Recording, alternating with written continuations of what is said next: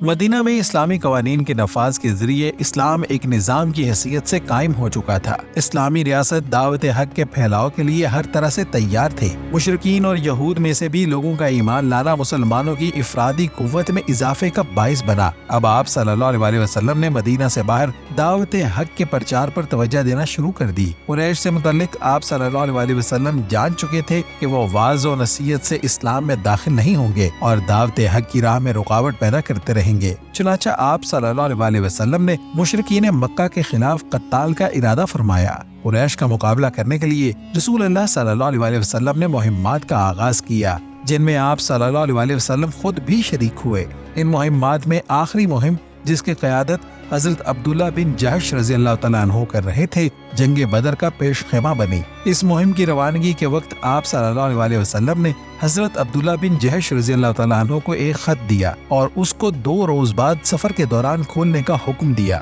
حکم کے مطابق جب خط کھولا گیا تو اس میں درج تھا کہ یہ خط پڑھنے کے بعد مکہ اور طائف کے درمیان نخلا میں پہنچو اور قریش پر نگاہ رکھو اور ہمیں ان حالات سے آگاہ کرو۔ آپ صلی اللہ علیہ وسلم کے اس حکم کی تعمیل کرتے ہوئے حضرت عبداللہ بن جہش رضی اللہ تعالیٰ عنہ قافلے کو لے کر نخلا پہنچے۔ اس دوران حضرت سعد بن ابی وقاص رضی اللہ تعالیٰ عنہ اور حضرت عتبہ بن غزوان رضی اللہ تعالیٰ عنہ اونٹ گم ہو جانے کے سبب قافلے سے بچھڑ گئے۔ قریش نے انہیں پکڑ کر اپنا قیدی بنا لیا۔ ادھر حضرت عبداللہ بن جائف رضی اللہ تعالیٰ عنہ قریش کا انتظار کر رہے تھے کہ تجارتی سامان سمیت قافلہ وہاں سے گزرا۔ یہ رجب کے آخری دن تھے، جو کہ حرمت کا مہینہ سمجھا جاتا تھا اور اہل عرب حرمت کے مہینوں میں لڑنا جرم سمجھتے تھے۔ رسول اللہ صلی اللہ علیہ وسلم سے اس حوالے سے کوئی حکم نہ ہونے پر مسلمانوں نے باہمی مشاورت سے کفار کے اس قافلے پر حملہ کر دیا۔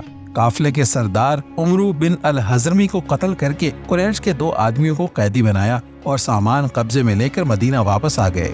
اس پر آپ صلی اللہ علیہ وسلم نے فرمایا، میں نے تمہیں حرام مہینے میں قتل کا حکم نہیں دیا تھا۔ مسلمانوں اور کفار کے قافلے کا ٹکراؤ حرمت کے مہینے میں ہوا، جس کے متعلق اسلام میں کوئی حکم موجود نہ تھا۔ آپ صلی اللہ علیہ وسلم کے حکم کا انتظار فرما رہے تھے، اس لیے قیدیوں اور سامان سے متعلق کوئی فیصلہ نہ فرمایا۔ دوسری جانب قریش نے ماہ حرمت میں قتال پر مسلمانوں کے خلاف من گھڑت افواہیں پھیلانا شروع کر دیں۔ مکہ میں موجود مسلمانوں کو بھی طعن و تشنیع کا نشانہ بنایا گیا۔ یہودی بھی قریش کے ساتھ مل کر حضرت عبداللہ بن جہش رضی اللہ تعالیٰ عنہ پر الزام تراشی کرنے لگے۔ ان افواہوں سے مسلمانوں کا جینا دوبھر ہو گیا، یہاں تک کہ اللہ نے اپنا حکم نازل فرما دیا۔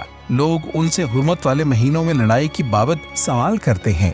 آپ صلی اللہ علیہ وسلم کہہ دیجئے کہ ان میں لڑائی کرنا بڑا گناہ ہے، لیکن اللہ کی راہ میں روکنا، اللہ کے ساتھ کفر کرنا اور مسجد حرام سے روکنا اور وہاں کے رہنے والوں کو وہاں سے نکالنا اللہ کے نزدیک اس سے بھی زیادہ سنگین گناہ ہے۔